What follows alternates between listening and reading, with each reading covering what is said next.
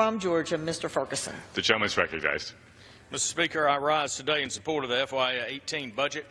I think that this is a very important step in doing something that this nation needs, and that is for the United States Congress and the President to pass tax reform. For way too long, our national economy has languished at a GDP growth that is far below historical averages.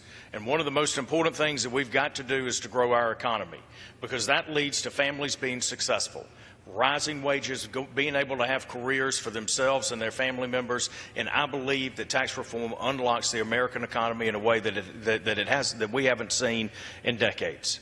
For far too long, we have looked at our tax code only through a set of domestic lenses and only looked at the rates, and we get into these ridiculous debates about the top bracket versus the lowest bracket, and we divide our nation.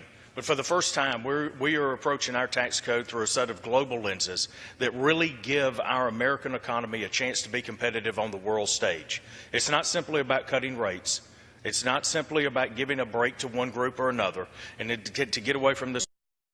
It is about creating the most vibrant place in the world to do business by reforming the code and creating fairness.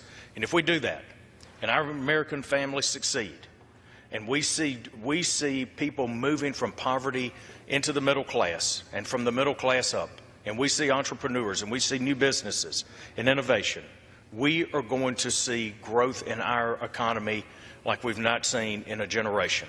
And the importance of that is it will give us the tools that we need to address the single biggest driver of our debt, and that is mandatory spending.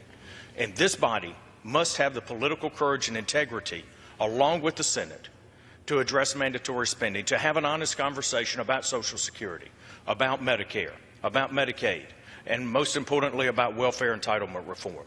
Because we can no longer trap generation after generation in poverty. We must create pathways out of poverty into the middle class for our fellow Americans. We can do this. We can be committed to it. Mr. Speaker, I yield back.